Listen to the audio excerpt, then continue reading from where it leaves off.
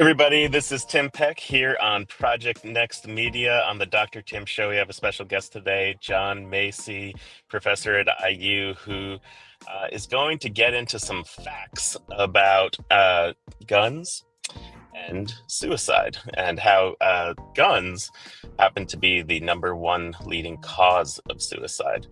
So trying to have a mature, deep discussion, as well as a vulnerable one, about something that affects all of our communities and has affected many of our families. And we'll get into the public health viewpoints here. We'll tell some personal stories and hear from Jon. So Sarah, welcome. Jon, welcome. Jon, please tell us a bit about yourself and what your position at IU is and how you got into this type of research.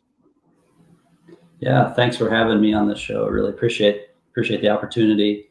Yep, so I'm a professor at IU in Bloomington, and I've been in public health my entire career. And I've always been interested in, kind of what factors motivate people to engage in certain behaviors or not. I spent a lot of time. I just spent a lot of time studying the issues that cause a lot of illness and death in our country and in the world. And I used to spend a lot of time studying cigarette smoking and trying to figure out how to help people quit who want to quit, and then keep kids from starting to smoke in the first place. And as most of us know, we've had great success in reducing smoking rates over the past 50 years or so. It's been a real public health victory. And so I've kind of decided, let's move on to another public health challenge that we have. And that's one of gun violence, one that, we can do a lot of the same sorts of things. It's a similar issue. If you think of it as a public health issue, there's things that we can do to prevent unnecessary deaths from guns. And so I've been doing a lot of work to try to figure that out. And so that's kind of what I've been up to. I've been at IU for 20 years and love my job, love teaching, love trying to understand how to solve these complex problems. Yeah, big problems, big meaty problems to get into, and some similarities between smoking and suicide prevention for sure. There's industries involved in terms of working to not only have human behavior changes, but also societal changes, and it has economic implications as well. So, Sarah, you were excited to come on to this show and be part of Dr. Tim Show today. What has driven you to want to be part of today's show? I see this issue affecting my community. And also I had my own suicide experience a year and a half ago. And that really, let me put you on. Whoa, there we go. And that really showed me what a serious issue this is. So Jon has let me know that the number one cause of gun deaths in Indiana is from suicide. And when I had my own suicidal thoughts, scary thing happened a year and a half ago, it was so fast. It was bam, the thoughts came. I had thought that I had harmed my child and his well-being. I thought I hurt my husband and his well-being, even though it wasn't really true and they were fine. And bam, I had the things where I shouldn't be alive. And I knew from listening to experts on other podcasts talk about suicide prevention that most suicides occur about 2.5 minutes after you have the initial thought. So if you do not know that it comes really fast and really quickly people act, and you don't know what to do, which is to call a loved one or call the suicide hotline, which is 988. And if you have a gun that is such an easy weapon to use, I get it. I get why it's so quick to do it. So what can we do to protect everyone? Because one, I never thought I would have suicidal thoughts at the age of 43, and I did. So anybody can have them. And two, what do we do to make sure if that happens, you do not have a weapon nearby, your loved ones don't have a weapon nearby, that they could listen to those thoughts instead of getting help? Yeah. Jon, your thoughts on that? Well, yeah, You took me off mute. Thank you. Yeah, I think all the gun violence is in the news all the time, right? But what tends to get attention are the terrible, terrible things that happened with mass shootings at schools, or when when a celebrity type person is involved in a gun violence incident, like just recently happened. But I think what most people don't realize, and this is true in Indiana, and it's also true nationally, is that more than half and upwards of 60% of gun violence deaths are actually suicides. Wow. And the suicides, it doesn't get hardly any attention for obvious reasons. It's a private thing. There's a lot of stigma associated with it. People don't like to talk about the fact that a loved one or somebody in their community committed suicide. It's a terrible, tragic, scary, sad thing. So it's understandable.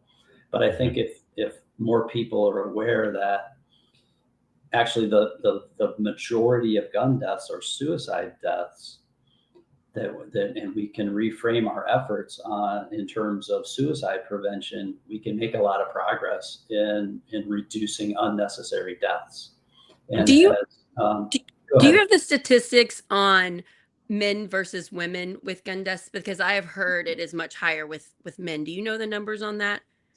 I don't know specific numbers off the top of my head, but absolutely, you're right. And then this goes back to the point you made about how fast somebody acts when they have a suicidal thought or suicidal impulse. And a male is more likely to grab a gun if they make that tragic decision to end their life. They're more likely to grab a gun. And women are more likely to use methods that maybe they survive and then they can get help from. Exactly right. And so if you use a gun, it's gonna work, right? Like more often than not, and you're gonna, that life is gonna end. Whereas to your point, a woman is gonna maybe try pills or something like that, where they're more likely to have their life saved and then get a chance to get help and continue with their life. And so that's why I've been spending a lot of time trying to figure out how to interrupt that step of when somebody has suicidal thoughts, just interrupting their access to a firearm, basically keeping the gun out of somebody's hands at the wrong time. And there's ways to do that through safely storing your gun in your house. And let's talk a little bit more about who it is that is killing themselves, who it is that is thinking about suicide. And we just talked about it could happen to anybody. Talked a lot about how men are typically more successful on average than women. We also know that depression rates as well as suicide rates are higher in white people than Asian people than Black people, and that is an interesting trend to talk about and understand a little bit about. And I don't know if you have any insights there. There's an interesting and tragic disease to be sick enough, in a moment and in enough of distress to be able to think about and then try to commit suicide. And then when, of course, you have access to a gun, it becomes all that much easier. I'll say, as a physician, one of the screening questions we always ask when someone is perhaps suicidal, you're not quite sure, it's not always that obvious, is do you have access to a gun? Because if they don't, the risk of committing suicide goes way down. Wow. And something that makes it more safe to kind of discharge that person back into their life. Then instead of, the worry goes down a bit. So it's a large part of what we do in medicine every day. Right. And so there are a lot of folks who are dealing with traumatic, occurrences in their life, or just really hard situations. And we don't have the support community, the support network set up in a lot of ways to be able to help people work through those situations. So, for example, veterans, suicide rates are elevated among veterans who have come home from traumatic experiences overseas, fighting wars, and they don't get the support that they need to deal with the trauma that they've experienced. And so it stands to reason that they're going to have elevated rates of depression and other mental health issues that might lead them towards suicide. Mhm. Similarly, with the depressed economic situations in a lot of rural America, where you talked about white men who traditionally have been sort of the economic supporters of such communities, and now all of a sudden their opportunities to be economically sound and providers for their family and all of those kinds of things have shrunk. There's not as many opportunities, and so they feel lost and in despair. And there's a whole literature on this sort of the economics of despair and how people are really lost and not sure which direction to turn. And so you put all those things together, and you can understand why there are elevated rates of these mental health issues, which then sadly lead to suicide in some cases in these specific subpopulations of folks. And it's often white men, white middle-aged older men. Yeah, I want to talk a little bit about that with the culture, because I am so concerned about everyone right now. So many people in our country are suffering. They're facing hard times financially. And I think a lot of humans, it's our human nature to take it personally. Like, this is my fault. I did this. I should be providing for my family. I should be feeding them. I should be having health insurance, or I shouldn't be sick, or I shouldn't be having these mental health problems, and they stuff it down. And I think if we can just shine a light on, many people suffer. There is no shame. There is no guilt. But it is extremely important that you find your loved ones that care about you, and you tell them you're struggling. And you can also, get therapy if you're able. But again, that's a whole nother separate issue of, do you have insurance? Can you pay for therapy? Can you find high quality therapy? Because when I had my suicidal thoughts, I couldn't immediately get into therapy. I called 988, the suicide number, after the suicide scare was over, to get help. And the people on the phone helped connect me with people that took my insurance, and I was able to find therapy. It took about a month, and I got in early. But I shared it with my friends, and I was able to find a retired therapist. Her first name is Nancy, who just swooped in and took me to lunch and gave me the best therapy possible right away, like days after. And so we need to have our people, everybody. This can happen to anybody. It happened to me. It can happen to anybody. Do you have trusted people that you can call? Oh no, I'm having these thoughts. Can you call someone in the middle of the night? Will they answer you? Call the suicide hotline. Know the 988 number. Like, take away the shame. This is human beings. We can only handle so much stress in our lives before Yep. our brains go to this. And another thing I wanted to say is, we are friends. Tim and I are friends with Brian Zimmerman, who is a Special Forces veteran, and he has a show on our program. What's it called? The Roundtable. Roundtable. And he openly talks about his own mental health and how he's this guy with these giant arm muscles. He's like the manliest person you've ever seen in your life. And he's openly saying, we need to talk about our mental health struggles. And I know it has helped having that show. But I mean, what do you all think? You all are white men. Has it been hard on you all to open up when you are mentally struggling? I mean, Yeah. Of So course. Yeah, I go mean, for it, Joe.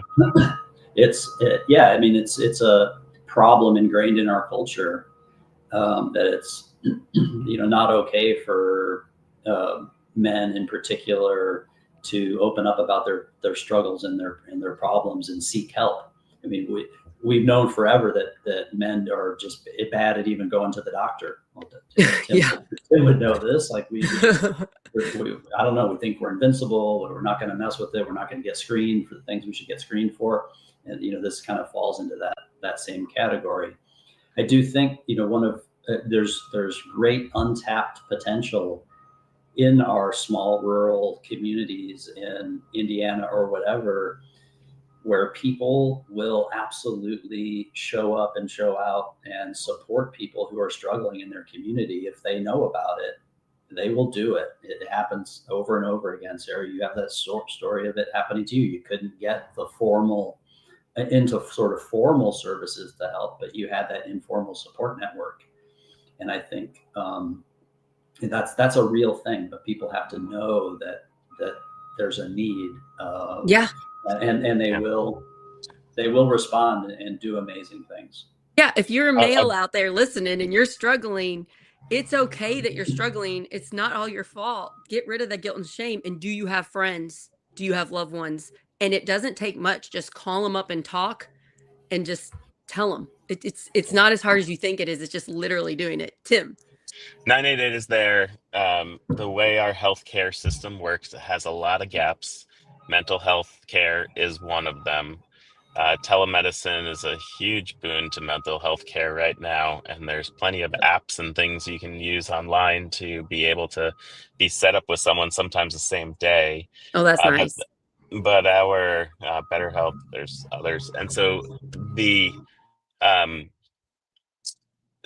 point I want to make is around the social safety net that we have in America comes to literally a constitutional right that you have to care by going to the emergency department, and you can't be turned away. So if you go to an emergency department, you come to me and see me, and you say, I need to see you, I need to talk, I am having suicidal thoughts, I want to hurt myself, I want to hurt someone else, whatever it may be that's on your mind, we will take care of you, and we will see you, and we'll try to get you resources. Even though we'll try, those resources for having a therapist are very thin in terms of outpatient therapy. It's really hard, but it is a good place to get hooked in right away. It's not ideal in any way to go to the emergency department unless it's a true emergency, but it's there for you. I mean, that's a and true we'll assess it. emergency. If you are thinking of harming for yourself, sure. that is a true emergency and you are allowed. And that's a good point because 1,000%. you should not be alone. You should not be alone. When it happened to me, my three children were sound asleep. My husband was at a concert. I was alone and I knew to call people. So I called my husband. He wasn't Yep. there. I called my mom. She answered. And then my husband answered. And then he stayed up with me until 3 a.m. until I could go to sleep.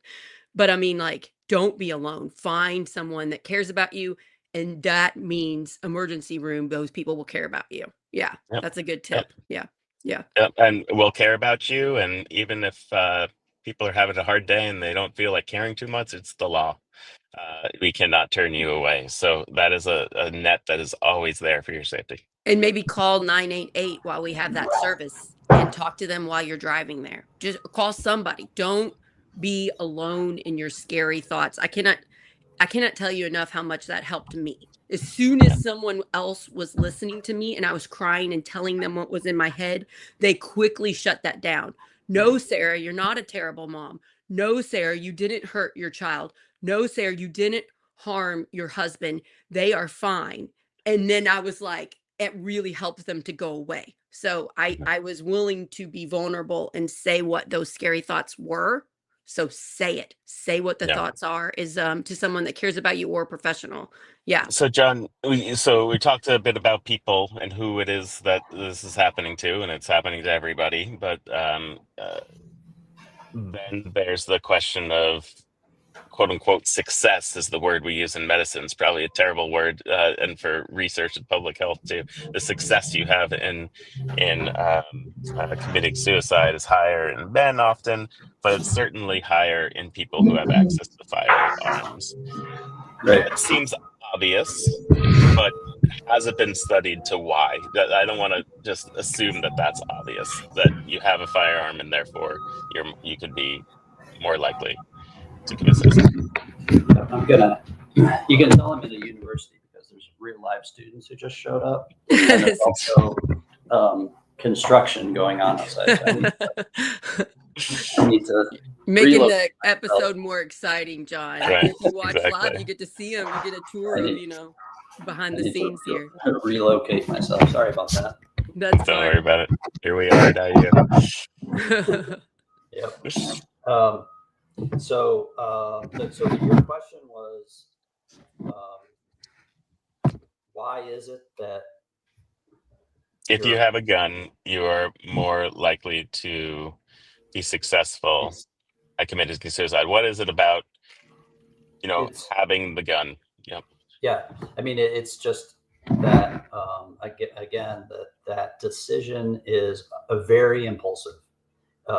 When the decision to actually take the act is very impulsive. It happens very fast, and so if you have easy access to a firearm, um, it's just going to be more effective at doing the terrible job that you want it to do, um, because it's such a, a powerful, effective, damaging piece of equipment. It will simply do the job in Yeah. that very short time frame.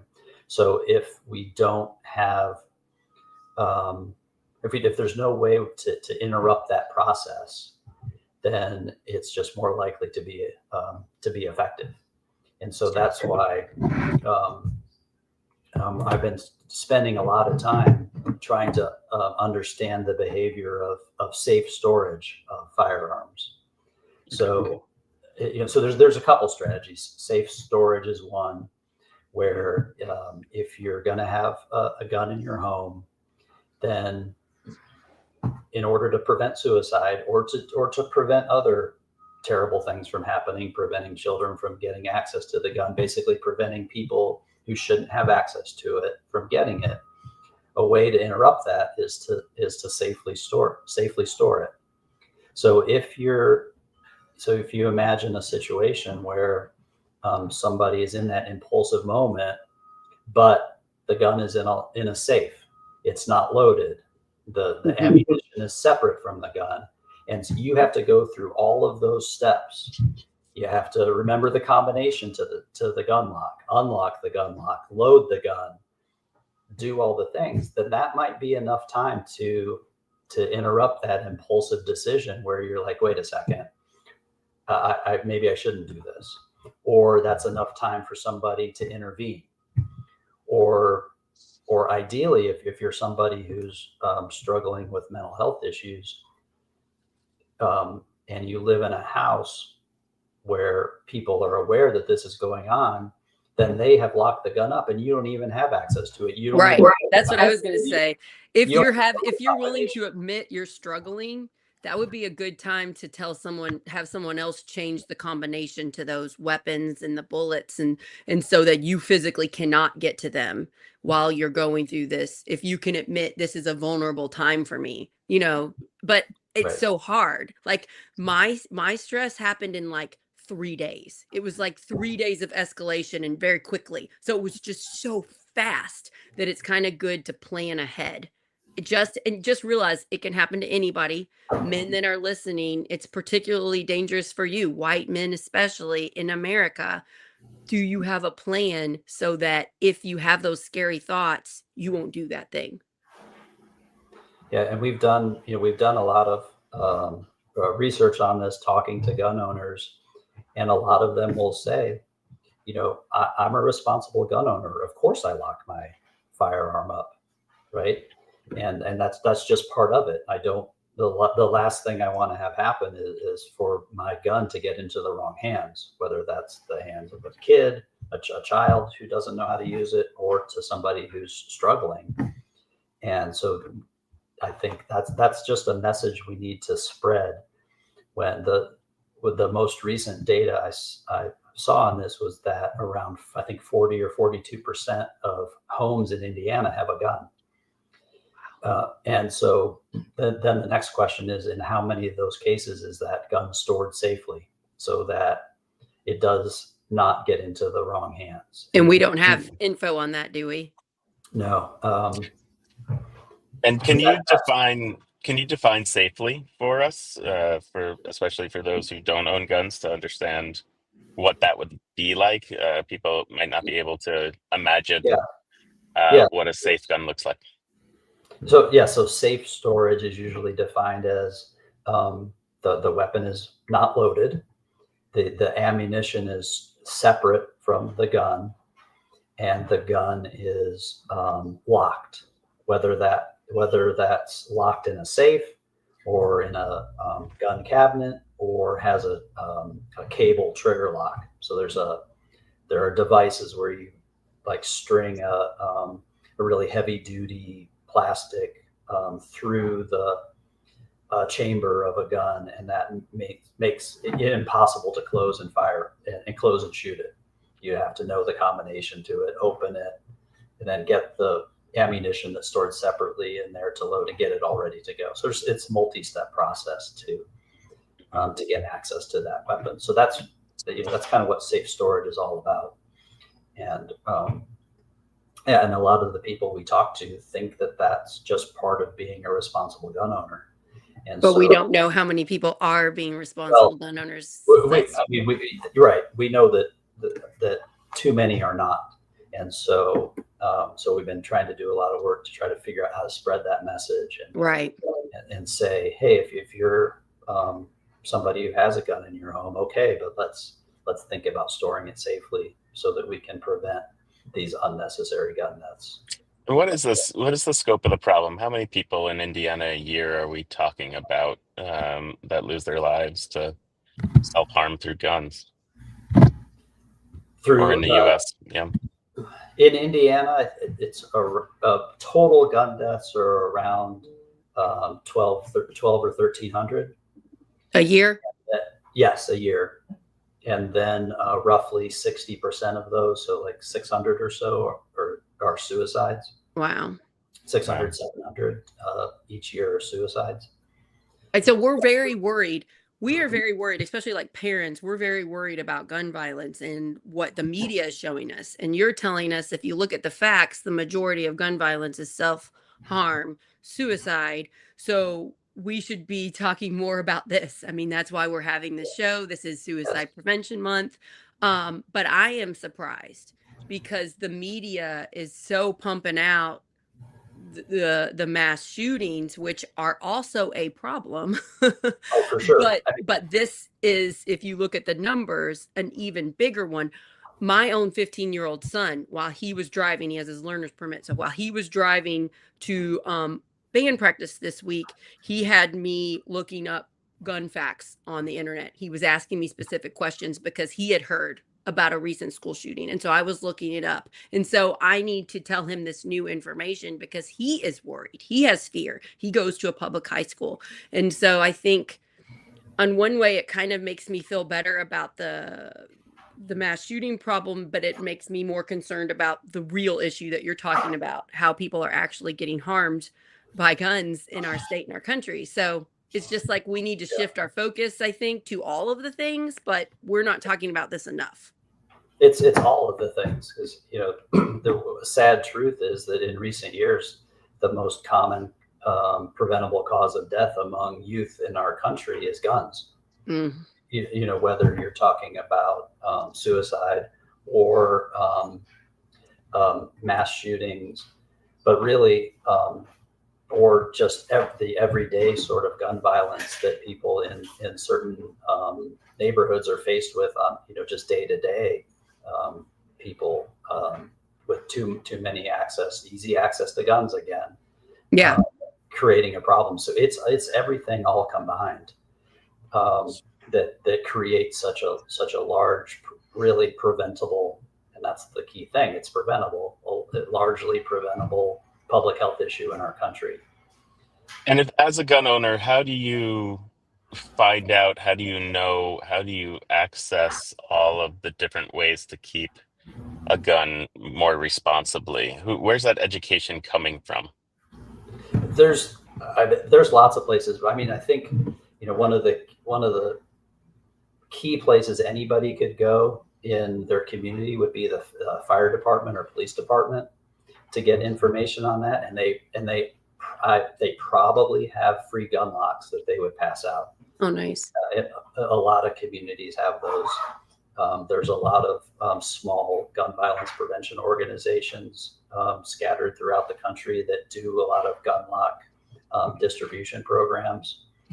Depending on your situation, you can you can order a gun safe on Amazon, right? I think there's a lot of ways to do this. Just speaking locally here, the Bloomington Police Department is also concerned about people who have guns in their vehicles. So they will provide safes for people to keep in their cars, so that people, if they have a firearm in their vehicle, then there's a small safe that they can have in their car to lock it up.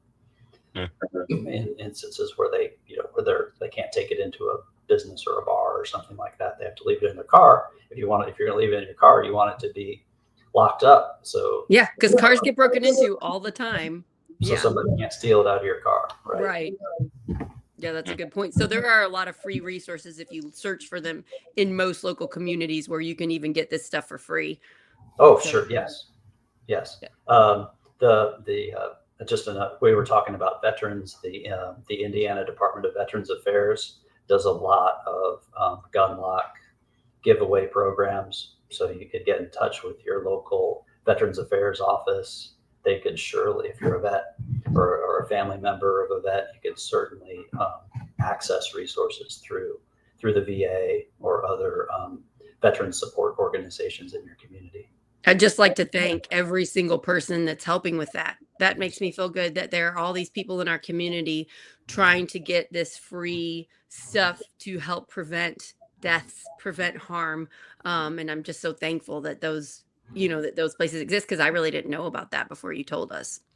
Right. And then there's one other thing I want to just mention that's important that people know about, and is kudos to the state of Indiana, is that Indiana was one of the first states and is a leading state on extreme risk protection orders, or some people call them red flag laws. In Indiana, it's called the Jake Laird Law, where police officers can, or anybody can go to a judge and get firearms removed from someone who they deem to be in danger of harming themselves or others. And would they need proof? How would they go to do that? So they would just need to contact law enforcement and explain the situation to their local law enforcement about what's going on, and let them handle it. And this is, something, again, that not everyone knows about. No, I didn't know that. And not even within sort of the legal and judicial systems in the state. Like, there's even some knowledge gaps among law enforcement and judges about how this whole thing works. And so that's another useful strategy that we have that has been shown to be effective to, again, keep guns out of the hands of people who shouldn't have them in a particular time when they're struggling in their life for whatever reason. And so the Jake Laird laws is an important thing for people to know about.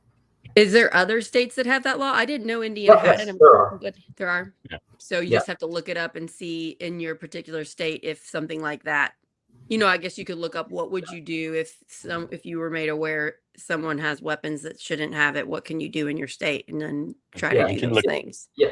If you live outside of Indiana, I would just Google does my state have a red flag law? Oh, okay. Red flag. Okay. And that would point you in the right direction. In Indiana, it's named after a state police officer, Jake Laird, who was killed in the line of duty by somebody who had access to a firearm who shouldn't.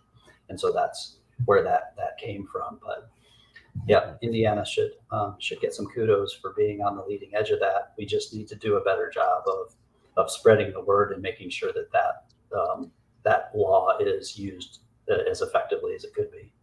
So, John, there's so many people that you're talking about, who die from self-harm gun deaths every year, that the numbers are sufficiently large that it seems like you can actually study some of these interventions as a public health researcher like yourself, in terms of states that have red flag laws versus not. Like, you can have a control that way. Is there any data to say that anything we talked about right now works, or is it just a good idea? No, there are definitely data to suggest that these things work. And there have been plenty of studies that have compared states with better implementation or coverage of these kinds of policies versus states that don't have these kinds of policies, whether it's a red flag law or a law requiring safe storage of your firearm or more comprehensive background checks or any of these kind of policy options. Those states have less gun violence. They have less shootings. They have less homicides. They have less suicides. That's just the way it is. I will say that it's important maybe for people to know that the research in this area is behind where it should be. But we are behind really comprehensively understanding this issue and having a lot of strong evidence that you're asking about. And that's because several years ago, the federal government actually stopped funding gun violence research because of this this amendment called the Dickey Amendment that was put into law that prevented gun violence research from being used to advocate for any sort of policy interventions to prevent the problem. And so that meant with no federal funding, nobody doing studies on this, or very few studies on this. Like the only studies were kind of funded by private organizations, private foundations, and that kind of thing. And then just not a lot of researchers going into this because we couldn't make our careers about this because there was no way to fund the work. Wow. And I think, if you compare that, again, going back to what we were talking about earlier, compare that to the issue of cigarette smoking, a lot of resources went into that. We were lots of research enterprise to figure out the problem, figure out that it's related to all kinds of cancers and heart disease and all kinds of negative health outcomes, and then take the next step of, okay, how do we help people quit? How do we keep people from starting to smoke in the first place? Lots of money goes into that research, figuring out what the effective solutions are. And then once you have the effective solutions, how do you spread them throughout our communities? And wow, magic. We have now reduced dramatically the rates of cigarette smoking in the country. You could say the same thing about motor vehicle crashes. We used to have too many people getting injured and killed on the highways. And so what did we do? We did a lot of research and figured out a lot of policy interventions that would be effective. We implemented seatbelt laws. We figured out airbags. We made cars safer, made roads safer, all kinds of things. And guess what happened? Motor vehicle crash morbidity and mortality went way down. We can do the same thing with this issue. If we invest resources, do the right research, figure out what works, and then spread those effective interventions in our communities, we can solve this problem. Yeah, bringing up the cigarette smoking is such a good point, because we did invest money in the government, education, laws. We did invest in that to lessen it, and it worked. We can do this with this issue too. But right now we're doing the opposite. We're cutting. So that's interesting that you said you can't really go into it and have a living off of it because you can't get funded your research. So yeah, that seems to be a problem to me. Yes, Tim. Where are you getting your funding now to do the research that you're doing these days? We were very fortunate to get a gift at IU from a private donor to kind of kickstart research in this area at IU. And we've tried to leverage that gift to get whatever sort of funding we could find to do some of these small studies. And then, like I said, there are private foundations in the country. There's the Joyce Foundation, but there are others who fund this kind of work, and I'm grateful for those opportunities. So that's what we do. we go out and beat the bushes and look for whatever sort of funding that we could get to do the work that we can. It's disappointing that resources at the federal level are going the wrong direction for research, and it just makes it that much more difficult for us to be able to do the kind of work we need to do to figure out solutions to these problems. It becomes so politicized, but I guess we're talking about 60% of gun deaths is something that is certainly not political. It's not political. Right here. It's not political at all. It's a public health issue, just like cigarette smoking was a public issue, just like motor vehicle crashes was a public health issue. Just add it to the list. If you can take the politics out of it and realize this is just a problem we need to come together and solve, we can do it. And it's not just the politics, it's also the fear. We have a stigma in our country. We do not want to talk about this. When someone dies by suicide, it's very hard to even find that information out. Usually only the closest family and friends know. We don't make it public and say this is a public health crisis and we need to help our community make sure this doesn't happen again. I know there are unfortunately many celebrities that die this way. And on a show I was listening to with an expert about suicide talking, they said there was one famous celebrity who helped lessen suicide, and that was Kurt Cobain, because when Kurt Cobain died by suicide, his wife Courtney Love was very public about the horrors of it. She would openly cry and say how awful this was, and so it didn't have a spike. Other times celebrities dying by suicide would increase, the numbers would increase nationwide, and so we need to talk about it. I know we need to take out the social stigma of this is something to be ashamed of. This can happen to anybody. And so if we can all work together, those of us watching this, and just take away the stigma, you don't have to do what I did and put it on Facebook that you're having suicidal thoughts and you need help, because that's what I did, and it did work. But I do think we need to be more open and honest about the things affecting our community. I bet most of us know someone, love someone that has died this way. And it's preventable. And so the shame and the stigma are stopping the preventableness of it, is what I'm saying. That's a factor too. Yeah, this is an issue that likely has touched all of us. I can remember I was a kid, and our next door neighbor shot himself, killed himself. And when I was a kid, and it's like, wow, it has a big impact on you. And then when I was a freshman in college, one of my dorm mates down the hall shot himself during finals week. And in both of those cases, it was a firearm.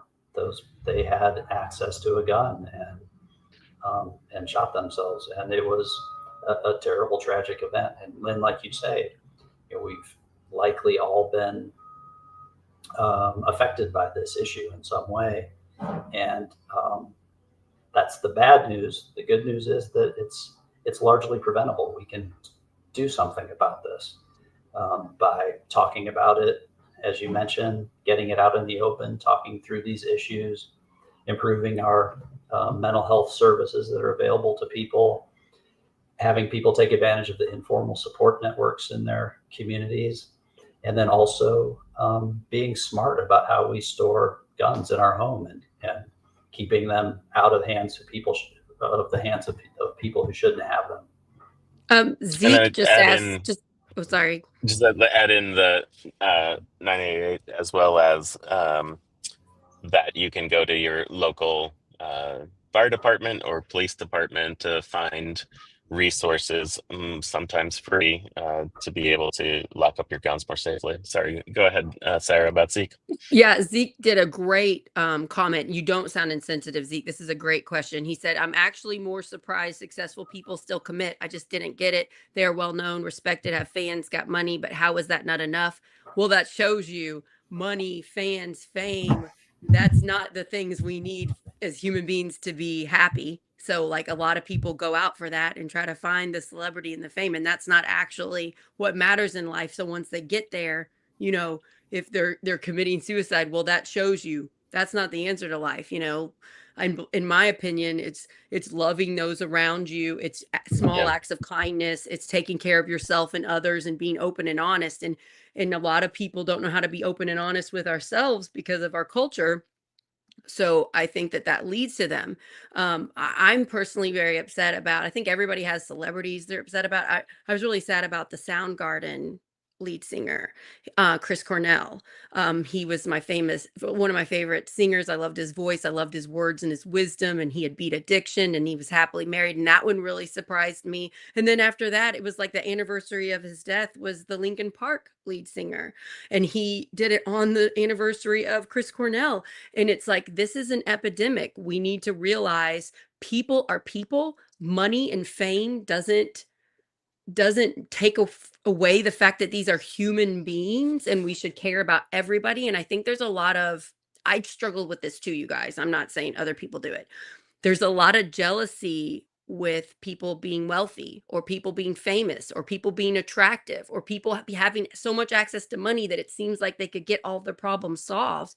But that's not reality.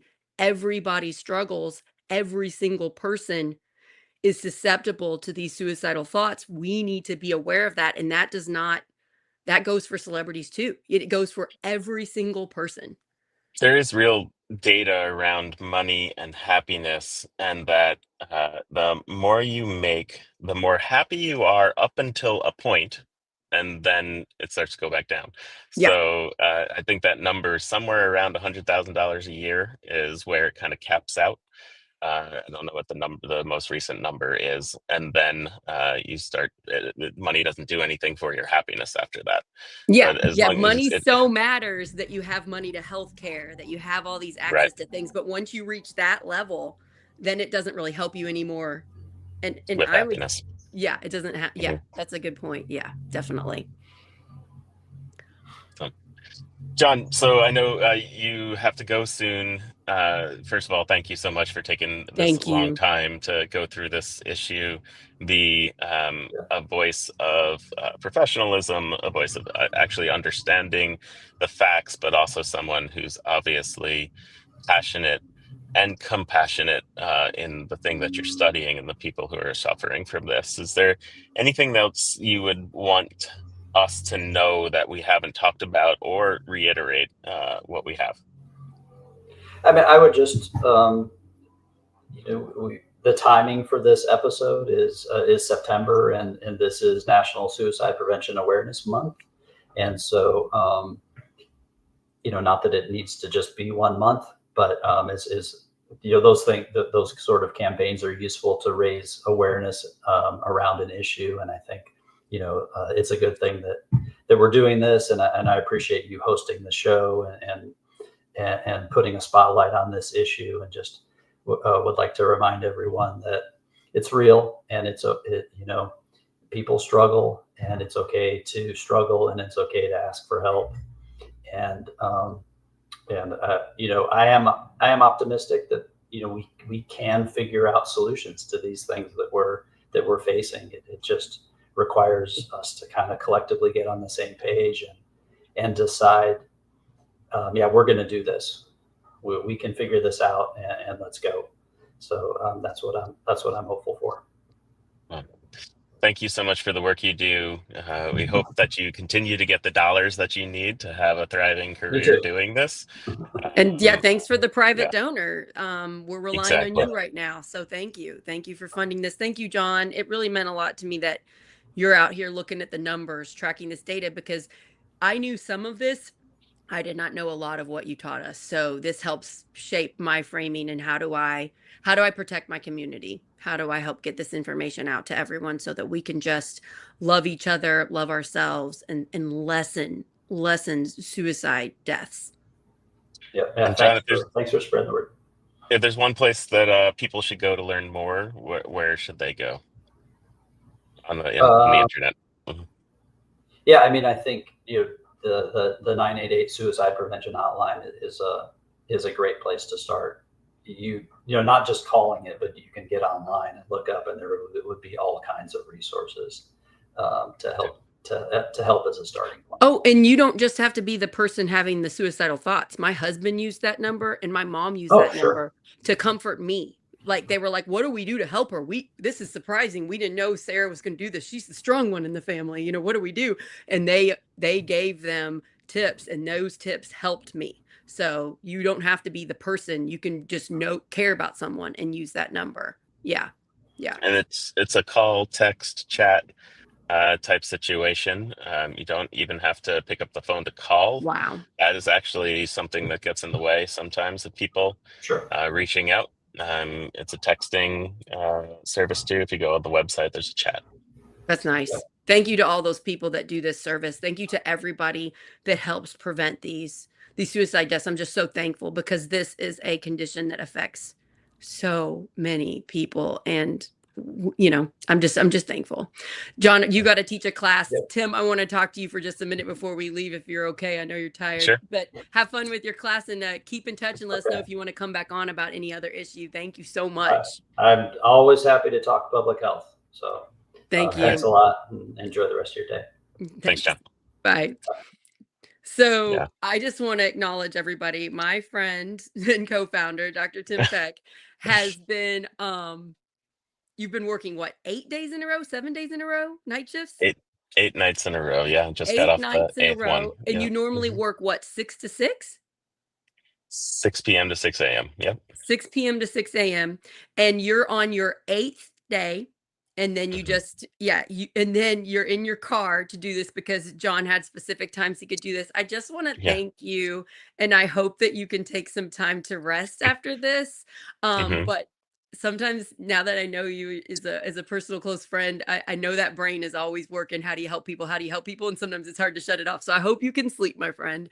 Thank you. Yeah, I'm going to do some good sleeping today, but also having some exciting things happening where my wife, who many of you know and have seen on Project Next around her running, she's an all-American college runner who runs marathons, and she just had, our son. He's now just turned 3, and she's now running marathons strong as she was before. And we are going to do one of the world majors. So there's 6 marathons around the world that are the major marathons. She's done 4 of them. This will be her 5th in Berlin. And so the family's going to go there to support her. And then it happens to be Oktoberfest as well. Just happens to be. So we're going we're going to have some fun there. But also we're going to visit a concentration camp and be able to learn a lot there, and hopefully bring some of those lessons back to Project Next. Yeah, I hope you have a great time. Your wife is fantastic. I love seeing her race. She is so fast. She, like local races, she usually can win, come close to the top. Yeah, she's pretty amazing. I think that's wonderful that she gets to do this and you get to support her, and I hope you just have the best time ever. Yeah. Oh, and if you are listening to this and you know somebody that you are worried about, I just hope that you take a minute to share this episode. You know, you can share it on YouTube or Facebook or podcasts. It's on Apple and Spotify. It's also on our website, and you can get emails if you want to go to Project Next Indiana. But I just love my community so much, and I am particularly worried about men because it's in our culture, especially in my area. It's not, cool to open up about your feelings or struggles. You're not supposed to ever admit that you struggle. And that is why this is such a problem with these spiking numbers in suicide deaths. So I just, send it to someone. I'm going to send it to Brian and see what he thinks, because this is an issue he cares a lot about, and see his thoughts on it. And Jon was talking about how suicide death, especially by gun, is very high in veterans, very high in police and law enforcement, and we're having an epidemic of that right now in southern Indiana, including someone from Scott County Department that recently shot himself in front of his ex-wife. So it's terrible. So yeah, this doesn't just touch some people that that are unknown or kind of fuzzy. It happens in our community, happens to our leaders, happens to the people who protect us. And if we're talking about it more, it'll happen less.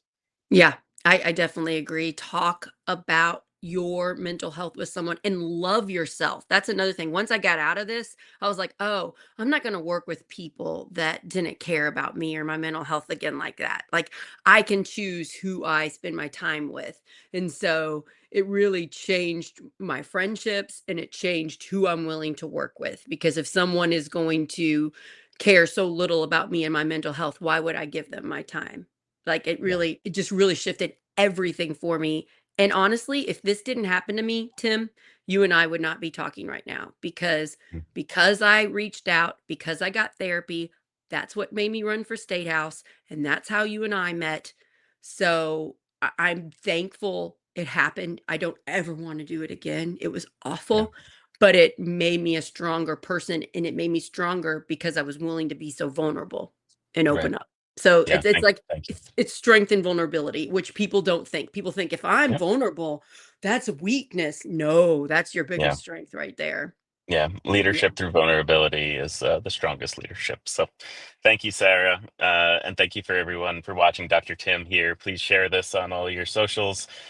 These shows have been shared so widely, and they go to people that you do not know. Once you share it, and someone else shares it, they affect people. We get feedback from people around getting this message out around public health issues and people getting knowledge that they wouldn't have had otherwise. So your amplifying this goes a long way. So thank you to all the viewers and listeners for doing so. And feel free to open up in the comments if you want to about how you feel. If you are a personal friend of mine, you can call, message, text, Facebook message, whatever, get a hold of me if you are struggling because we care about people and we want to lessen this and let's get the word out. So we love you, we care about you. Thank you for listening to this very personal and hard to hear discussion and let's make positive change in this country and let's work together. Tim, I hope Awesome. you get some sleep Thank you. and rest. And I hope you have the best time ever with your family on this trip. I'm so Yeah, excited for you and happy for appreciate you. it. Happy Yeah, for happy for Missy. She's put so much work into it, 50 miles plus a week. The greatest part about it is that her son gets to see her his mom go out and do all of this hard work and achieve something, and she's such a role model to him and to so many others. But he's so proud of her, and so it'd be go great that he gets to Missy. see I it. Yeah, cannot wait to see the stuff from this. Yes, go yeah. Missy. I'm so proud of you, girl. You are amazing. Yeah. Okay.